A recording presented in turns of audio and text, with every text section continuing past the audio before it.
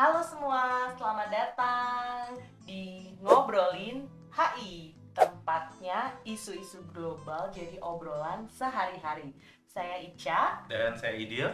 Siang ini kita kedatangan 3 teman ngobrol yang sangat istimewa. Di sini ada Abang Mangadar, Kasih. ada Mbak Indri, Halo. dan ada Mbak Anggi. Halo. Ya, edisi ini kita bakal ngobrolin tentang isu yang sangat penting dan juga sangat seru yang sepanjang tahun 2023 dan nanti 2024 akan kita bahas terus-menerus, yaitu tentang tentang hak asasi manusia dan demokrasi di dalam hubungan internasional. Oke. Mungkin saya mulai dengan pertanyaan dulu nih buat ketiga teman ngobrol kita yang ada di sini. 2023 hampir selesai dan tahun lalu diwarnai dengan ya cukup berwarna. Ada perang Rusia Ukraina yang masih tetap berjalan, lalu kemudian perang Israel Hamas yang sekarang sedang panas-panasnya, plus kemudian kalau misalnya bicara tentang Indonesia, ada masalah di Myanmar, di wilayah di region kita sendiri yang terkait banget dengan hak asasi manusia. Nah, saya mau tanya nih pendapat dari teman-teman ngobrol yang ada di sini, bagaimana merefleksikan tahun 2023 pakai kacamata human rights. Mungkin Bang Mangada terlebih dahulu. Oke, terima kasih.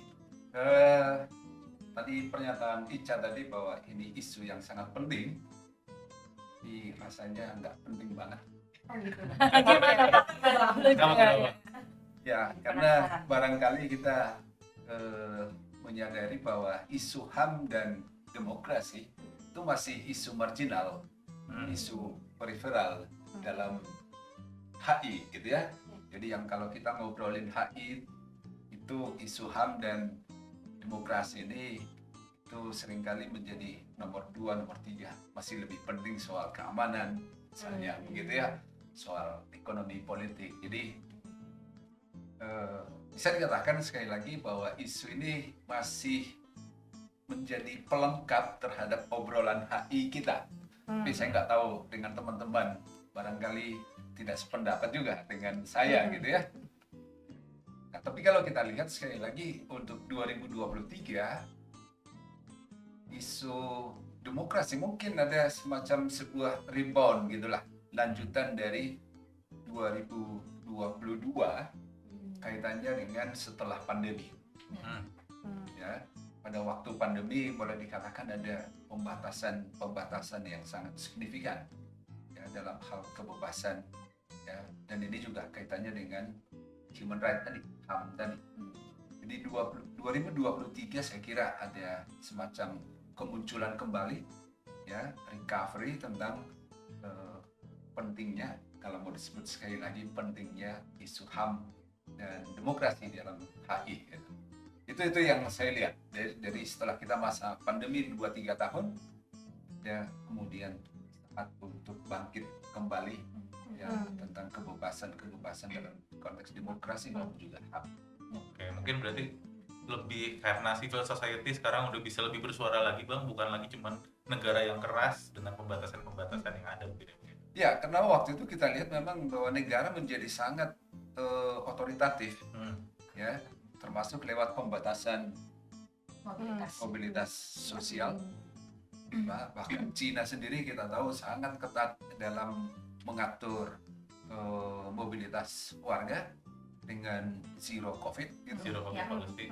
Ya, dengan lockdown dan sebagainya. Dan di Indonesia juga isu bahwa lockdown itu against human right gitu kan, itu juga muncul gitu. Nah, begitu pandemi usai ya, ada kemudian gerakan ataupun juga environment yang bisa mengatakan bahwa ada kebebasan itu muncul kembali. Itu kira-kira gitu. Saya ke Mbak Indri dulu deh. Mbak Indri, nggak bisa Mbak Indri. Mbak Indri Nggak dulu aja. bisa. Gimana refleksinya Mbak Indri? Apa yang mungkin harus diperhatikan dari 2023 ini, Mbak? Apa yang harus diperhatikan Terkait dengan hak asasi manusia. Oke. Kalau tadi kaitannya sama HAM kan Abang udah ini ya, bahwa isunya bukan isu penting Abang ya. Kalau saya mungkin lebih sisi dari perasaan. Boleh nggak ngomong perasaan? Ide Boleh besar. banget. Kan ngobrolin Ngobrolin ya, rasa. Boleh, Iya. boleh. Kalau ngelihat 2023 itu kan sepertinya ada peristiwa yang agak luar biasa ya kalau buat saya gitu ya. Misalnya itu perang masih perang terus Israel Hamas gitu kan.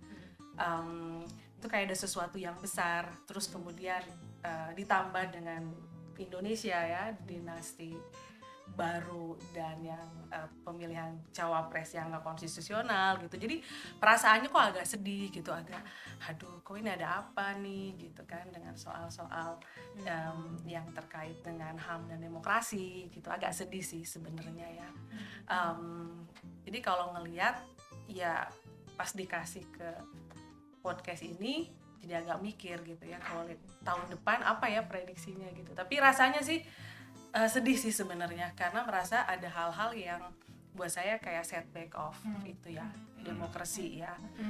Tapi sekaligus tadi abang juga bilang justru karena ada sesuatu yang besar ini kita jadi diingatkan bahwa ini penting banget gitu, ngomongin soal HAM dan demokrasi. Kita juga nggak terlena bahwa karena udah ada pemilihan terus kita udah demokratis, padahal sebetulnya PR-nya masih banyak gitu ya. Itu baru yang besar, yang saling yang istilahnya udah lama terjadi, yang kita udah anggap normal, itu kan juga masih terjadi ya. Kekerasan berbasis gender, isu-isu mungkin marginalisasi kelompok different ability atau disability, atau kelompok-kelompok yang tereksklusi secara sosial, masyarakat adat dan lain-lain. Dan itu kan ada di mana-mana ya.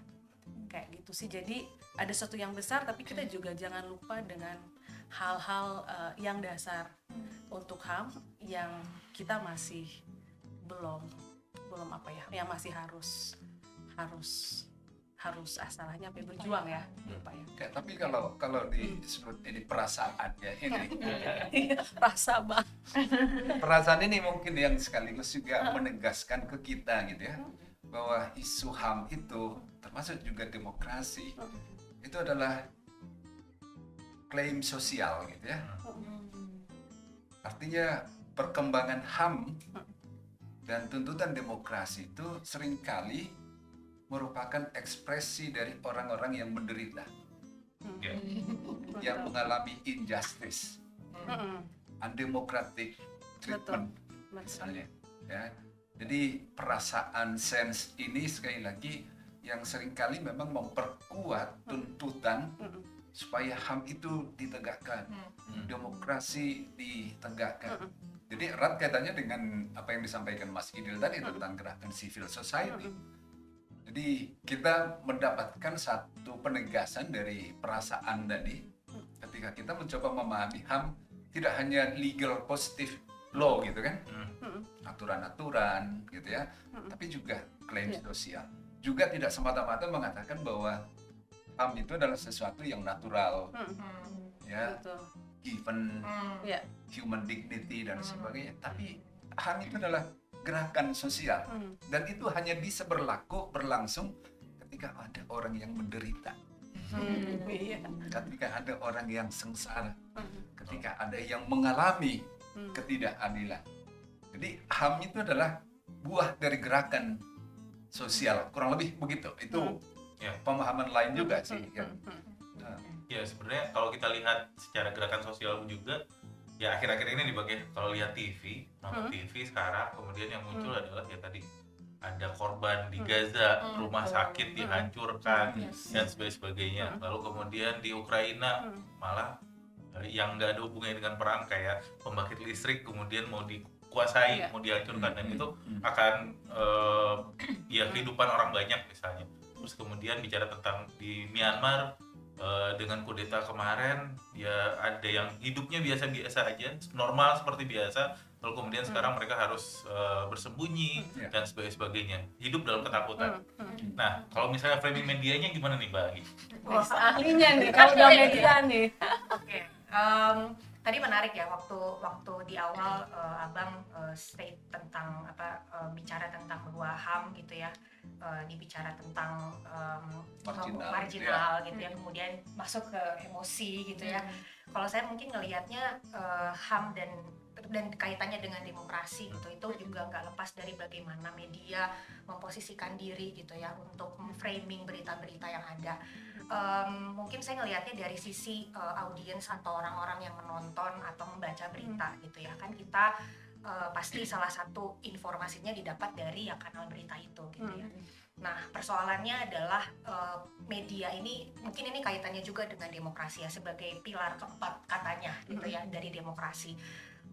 Pada kenyataannya atau faktanya kita temukan juga bahwa media ini juga punya posisi gitu ya untuk mengangkat berita-berita yang mana nih gitu ya, yang kemudian kita tahu juga di era digital seperti ini orang pengennya dapetin informasi yang sesuai dengan emosinya, sesuai dengan apa yang dia yakini gitu ya. Dia hanya akan mengklik love, follow gitu ya untuk sumber-sumber informasi yang sesuai dengan apa keyakinannya. Nah, ini juga sebetulnya menjadi tantangan bahkan ancaman to some extent gitu ya tentang apa keberagaman opini publik pada akhirnya gitu ya. Makanya penting sekali untuk jadi kritis sebetulnya ya, menjadi publik yang kritis terhadap informasi-informasi yang ditampilkan oleh media.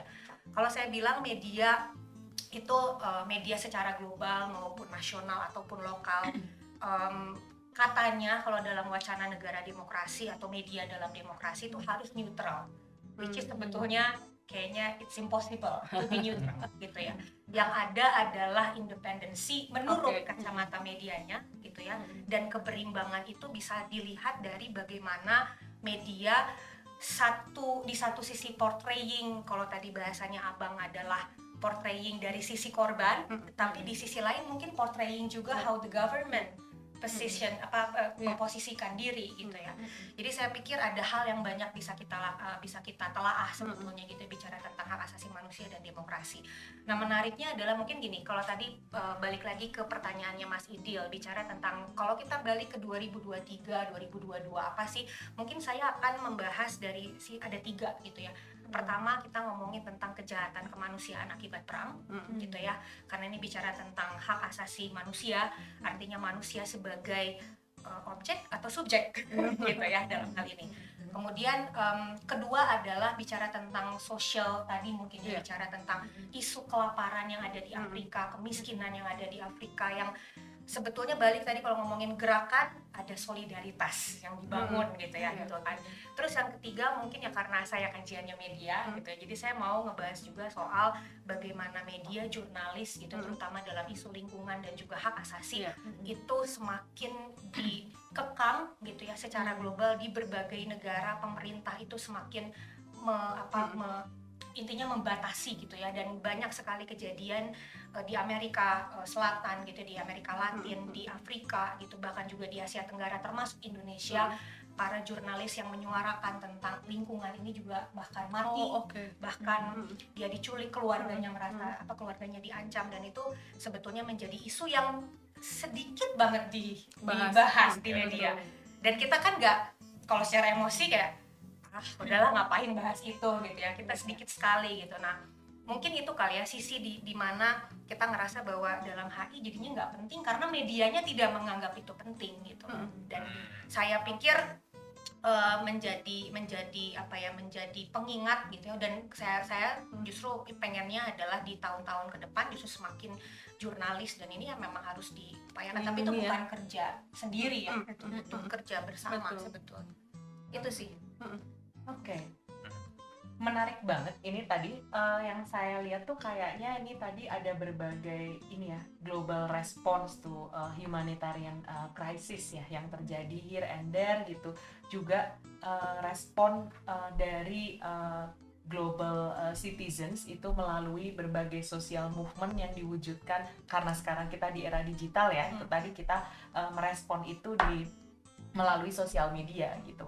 Nah, merefleksikan dari apa yang sudah terjadi nih di tahun 2023 ini, karena kita di akhir tahun penghujung banget nih Mbak dan Abang, jadi kayaknya kita penasaran nggak sih kira-kira nanti di tahun 2024 kira-kira isu-isu apa saja yang mungkin akan menjadi demand ya, sebetulnya untuk media, misalkan untuk kita ini craving isu-isu apa dan menjadi perhatian ya bagi global citizen nih, semua bagi kita nih, kira-kira isu-isu apa aja, Mbak dan Abang? Abang dulu lagi nih. Abang dulu.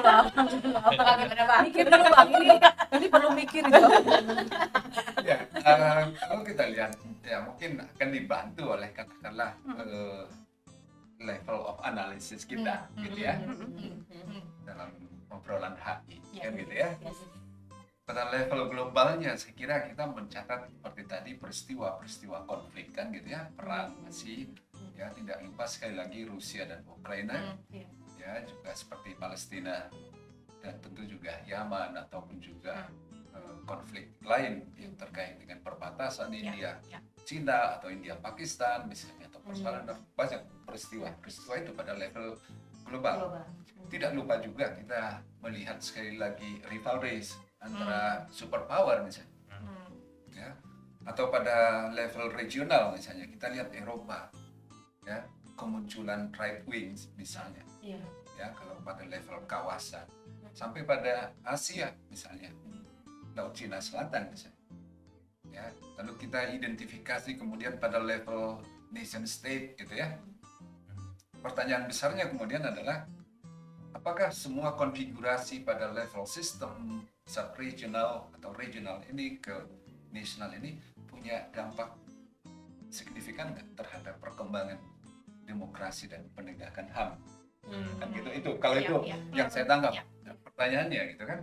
Jadi kalau pada level global saya kira memang kita masih menyaksikan konflik yang masih ya, sehingga muncul katakanlah isu ataupun tuntutan tentang genocide ya, crimes against humanity atau war crimes yang juga saya kira menarik untuk beberapa teman dari Jawa Timur, saya kira Surabaya membuat tuntutan itu ya, tentang kasus genocide oleh Israel atas Palestina dan mengajukan tuntutan itu ke International Criminal Court misalnya. Sebuah ekspresi solidaritas ya, yang menjadi salah satu kekuatan global, meskipun itu sekali lagi tidak pernah bisa secara official, formal, institutionalized dan menjadi kekuatan politik yang yang berdampak besar gitu ya, lebih pada ekspresi solidaritas saja. Nah di situ kita bisa melihat juga selain konflik, gimana dengan pertumbuhan ekonomi, economic crisis ya, global economic forecast itu mengatakan akan ada declining atau juga akan mungkin masuk ke resesi seperti 1930-an ya. Climate change isu lain lagi tadi Mbak Anggi sudah. Nah ini bawa dampak yang sangat besar saya kira untuk forecast kita atau perkiraan kita tentang HAM 2024 yang kurang lebih mungkin gambarannya sama ya, gambarannya bisa jadi mungkin bisa lebih buruk dari yang sekarang. Baik. Ya bisa jadi karena adanya agak pesimis nih dari sisi itu ya saya kira ya. Dari sisi global solidarity tadi, apalagi kalau kita mengatakan bahwa ini kan sudah norma global, gitu kan, ada optimisme di situ. Tapi lihat the reality, ya akan semakin banyak orang yang internally displaced, jadi pengungsi. Betul. Rohingya juga belum. Ya, gitu ya. Kasus-kasus HAM berat juga sekali lagi itu bisa jadi karena kemiskinan, ya, karena kekeringan dan sebagainya. Ya. Ini dalam konteks HAM-nya. Yang boleh jadi ini pun juga saya kira berimplikasi kepada penguatan peran negara. Dan setiap kali kita bicara tentang negara, penguatan negara pengurangan kebebasan publik. Demokrasi menjadi terkendali. Ya, atau terawasi. Bang, terawasi boleh nggak? Boleh, ya. Terkendali, bisa. Artinya demokrasinya menjadi berkurang, katakanlah kualitasnya. Ini dampak-dampak umum yang saya kira akan terjadi juga di 2024, termasuk Indonesia dengan pemilu yang akan kita jalani juga, gitu ya. Tadi udah disebut Mbak Indri dengan perasaannya yang sangat ada kaitannya dengan Hari Ibu nggak ya? Oh iya. Selamat Hari Ibu. Selamat Hari Perempuan. Selamat Hari Perempuan. Selamat Hari Perempuan. Jadi kita Iya. saat ini Iya. ketika take ini kita di hari perempuan. Iya, Betul. iya, di Hari Iya, Perempuan, betul. Tapi kan ntar publishnya nggak tahu kapan. Iya. Iya. Ya, silakan. Oke, Iya, mungkin saya Bang. dari Iya. mau coba kasih konteks dikit nih. Ya, ketika bicara tentang human rights, semua care. The norms is there, global norms ada di sana. Semua udah sepakat. Universal Declaration of Human Rights misalnya. Tapi sekarang kalau dilihat ya, dari beberapa tahun terakhir, mulai dengan Myanmar. Ketika ada kudeta yang kemudian muncul, pelanggaran hak asasi manusianya besar-besaran di sana, they are on their own. Seakan-akan malah Betul. ya kalau kita nggak tutup mata, walaupun ASEAN ngebahas, tapi bahasannya cuma diplomatik ya, Bang. Levelnya diplomatik dan Berakhir dengan 4 point. udah selesai dengan seperti itu, tidak ada hal yang kemudian konkret terkait dengan masalah di Myanmar. Lalu Arab juga kemudian- diem ya, Arab juga diem. Ya, ketika bicara tentang Rusia Ukraina misalnya, Rusia Ukraina yang kita lihat ya Amerika Serikat ngebantu Ukraine, negara-negara Barat ngebantu Ukraine, tapi untuk menghadapi Rusia untuk perang, tapi bukan perlindungan terhadap masyarakat di sana. Iya. Ada juga kok penolakan untuk pengungsi-pengungsi dari sana dan Iya. sebagainya. Iya. Iya. Lalu kemudian ketika bicara tentang Hamas juga sekarang sudah ya kita pakai kacamata humanity nih Bang, walaupun saya biasanya nggak pakai kacamata humanity. Ketika bicara pakai kacamata humanity, ya lagi-lagi they are on their own. Negara-negara lain banyak yang kemudian menolak pengungsi juga. Lalu ya negara-negara Arab yang harusnya nge-backup masih ambigu sampai saat ini. Ketika bicara tentang di UN pun juga pembahasan-pembahasan terkait dengan hal tersebut, polaritasnya malah cukup besar. Jadi bisa dibilang bahwa ya sekarang negaranya itu kemudian on their own terkait dengan hak asasi manusia. Nah, dengan seperti itu relatif acceptable nggak Mbak ketika negara kemudian menjadi keras? Aduh, Banggi dulu kali masih. Terus saya. Negara menjadi Menjadi lebih keras. Oke. Kalau menggunakan ya tadi global norms, mungkin saya lihatnya jadi UDHR ya, Universal Declaration of Human Rights kalau dalam konteks human rights. Kalau dalam konteks demokrasi ya ini bicara tentang nilai, bicara tentang sistem, ada moral sistem yang bicara di sana gitu ya. Kalau kaitannya dengan negara, nah ini dia. Mungkin saya jawabannya agak abu-abu ya. Cuman mungkin esensi penting daripada human rights and democracy itu adalah by the people, gitu ya, by the people, not democracy for the people, not the people for democracy, tapi justru sebetulnya adalah people-nya ini yang harus ya tadi gerak gitu ya, bergerak menyuarakan, stand for themselves gitu, bahwa ini yang terbaik gitu ya. Memang nggak mudah dengan polaritas yang ada, betul gitu, cuman mungkin saya akhirnya perlu bilang bahwa pada akhirnya demokrasi to some extent is a matter of degree. Pada akhirnya human rights juga bicara soal degree. It's not, karena gini, mungkin yang saya pahami adalah bicara tentang human rights and democracy, it's an idea, itu gagasan yang sangat ideal tentang suatu kondisi yang memang diidam-idamkan gitu ya, dicita-citakan as a human being. Kita tuh harus free, kita harus stand for ourselves gitu ya, kita bisa bersuara, kita bisa berekspresi, kita harus terlindungi, banyak banget gitu ya kalau mau diturunin dari UDHR sendiri gitu, which is itu constructed by the West gitu ya. Itu juga satu hal yang penting. Nah, jadi pada akhirnya memang saya mungkin perlu bicara ya, akhirnya human rights and democracy itu ya by context jadinya bicara gitu, artinya negara itu memposisikan seperti apa gitu. China untuk sebagai contoh gitu ya, sebagai politikal, sebagai politik ide itu kan enggak ya, bukan demokrasi gitu kan, tapi justru secara ekonomi dia berusaha untuk yang penting orang-orang gitu, yang penting sangat ya, dengan tindak tanduknya secara global, kasih investasi ke sini ke sana, itu kan sebetulnya juga kita mendapatkan benefit dan kita juga jadi secara human rights, kalau kita bicara di sisi individual ya dapat gitu ya dari perilakunya Cina, terlepas bahwa secara politik memang dia tidak menggunakan sistem demokrasi gitu misalnya. Jadi saya mungkin ada dalam posisi bahwa pada akhirnya human rights dan demokrasi ini bicara tentang degree, dan kalau tadi pertanyaannya adalah negara bisa keras nggak ya, akhirnya perlu dijawab tergantung posisi negaranya. Makanya tadi mungkin akhirnya posisi di negara gitu ya, tentang negaranya akan seperti apa. Saya justru melihatnya bahwa terlepas dari negara-negara ini punya perilaku. Contohnya gini deh, misalnya Amerika Serikat, negara dengan dari 1776 terus udah itu berapa ratus tahun gitu ya, ternyata masih ada kok persoalan-persoalan human rights, persoalan demokrasi gitu ya, di zamannya Trump juga yang terjadi gitu kan. Itu kan artinya bahwa ya pada akhirnya ide atau gagasan tentang demokrasi ada, tapi secara ideal mah memang kayaknya wah gitu, perlu luar biasa gitu ya geraknya gitu, bahkan untuk selevel Amerika aja gitu. Jadi saya mungkin ada di posisi itu gitu, bahwa negara memaksakan ya sekarang gini gitu ya, kalau dalam konteks tadi COVID gitu ya, sekarang kalau dalam konteks krisis terus negara terus individu dibiarkan bebas, gimana coba gitu kan ya.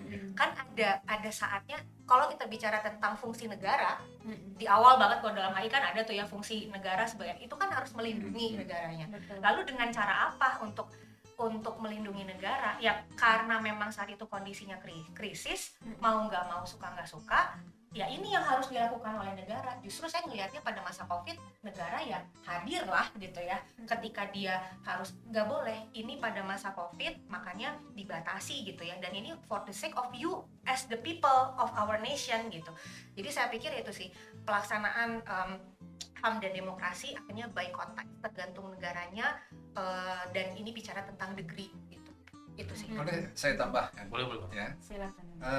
Tesis itu saya kira memang muncul tahun 90-an ketika konflik dan human right violation itu terjadi sangat masif, ketika mungkin dalam HI kita sebut anarki, atau dalam konteks negara kita sebut collapse state atau failed state. Ya.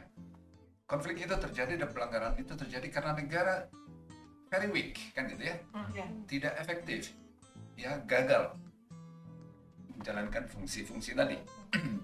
Karena itu lalu muncul ide untuk mengefektifkan fungsi negara, meningkatkan peran negara. Ya, sekali lagi mereka mengatakan bahwa lebih baik negara yang otoritarian, ya, daripada negara yang anarkis, dalam arti tidak ada aturan dan otoritas yang bisa menjamin rakyatnya gitu. Ya.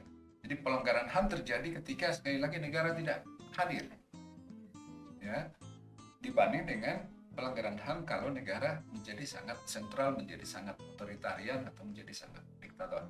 Nah ini periode tahun 90-an gitu. Tapi itu pun juga kemudian ada koreksi saya kira untuk mengatakan it's not just about the state, apalagi ketika kita bicara soal sovereignty. Ya, dari situlah kemudian muncul interpretasi lain untuk mengatakan soal responsibility. Ya, jadi negara tidak hanya soal otoritarian atau otoritatif, tapi mereka harus responsible. Ya, jadi kedaulatan itu adalah responsibility.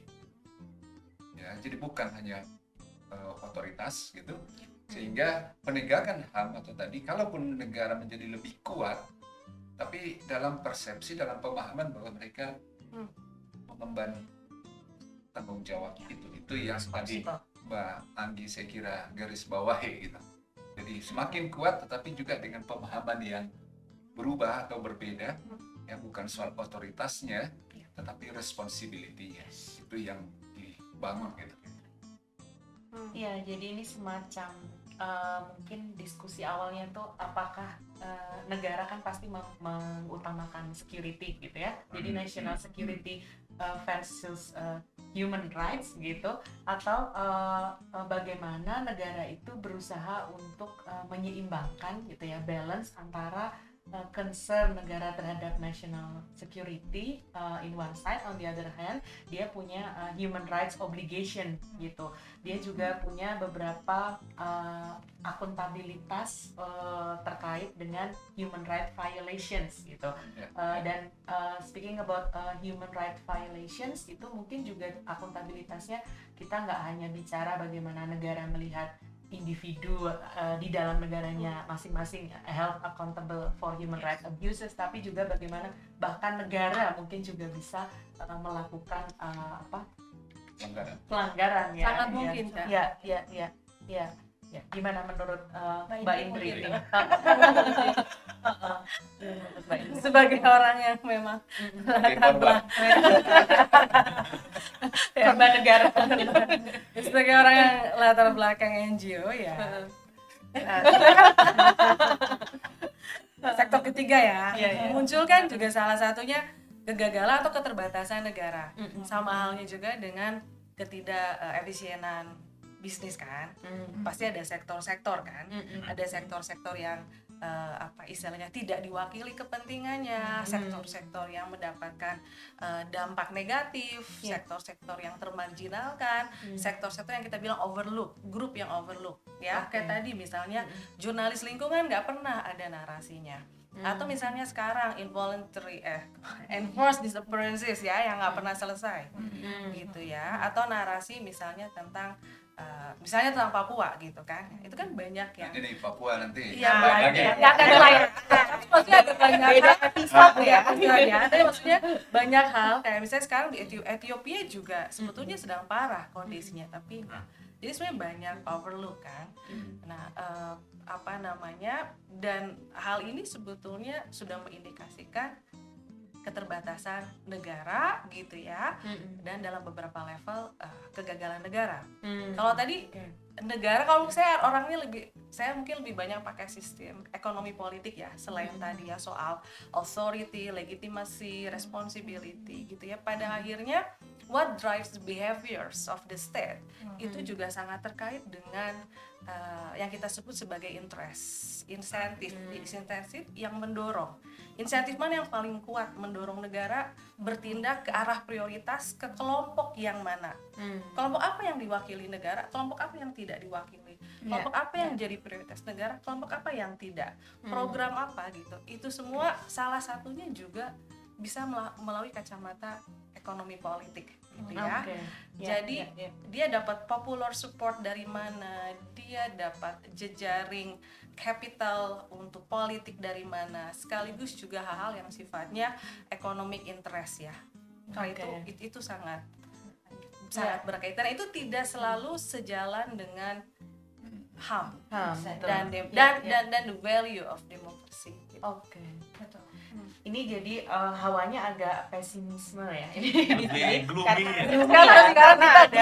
ya. Karena rasanya ada a clear and sustain gitu decline in democratic values atau in human rights abuses kayak gitu. Gimana nih Mas Ide? Karena banyak ya range human rights itu memang banyak, sangat luas sekali. Ya, yang kalau sekali lagi dalam perspektif Mbak Indri tadi, ada kemungkinan sekali lagi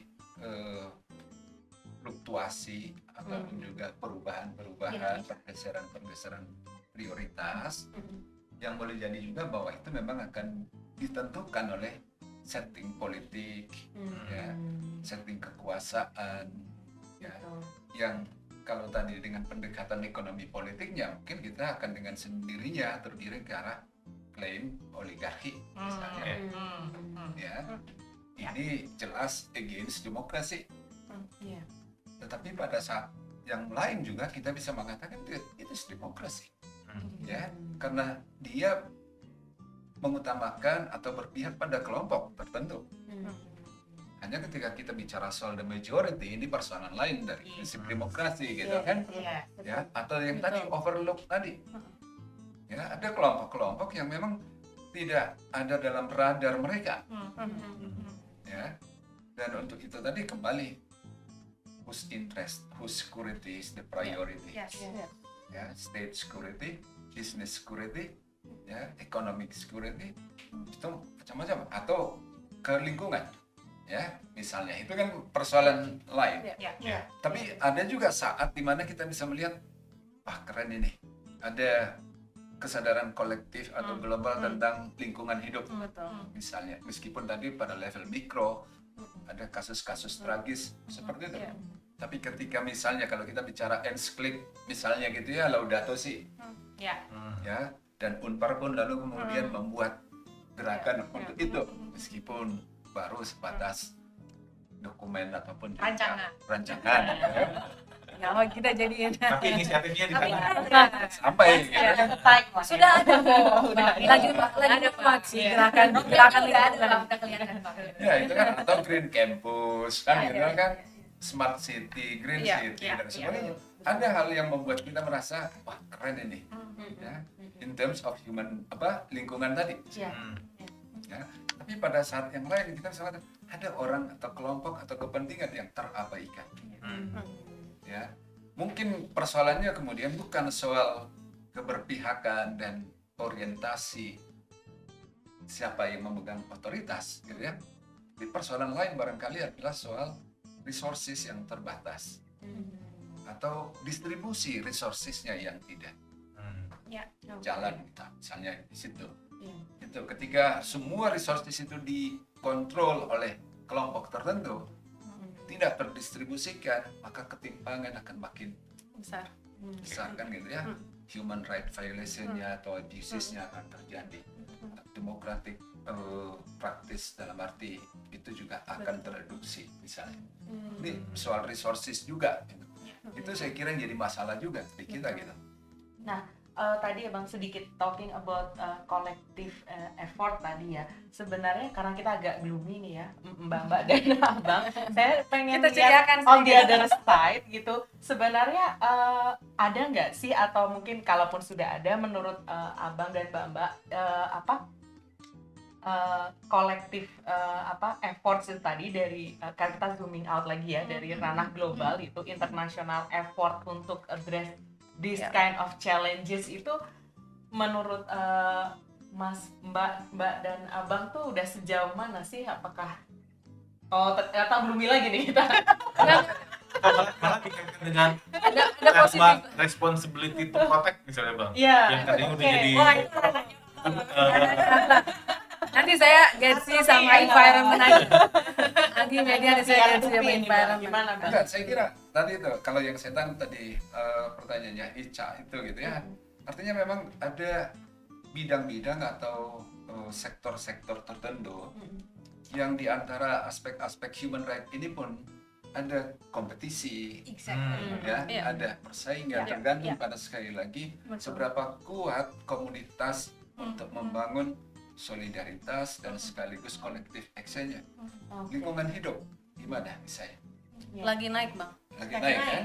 pressure-nya lagi tinggi. Iya. Maksudnya lagi ada pressures gitu, jadi lebih bagus Ya, betul. kolektifnya. Dibandingin 10 tahun ke belakang, ini mulai wah. Nah, human right dalam arti misalnya tadi protection of human right dalam arti genocide, ethnic cleansing dan sebagainya.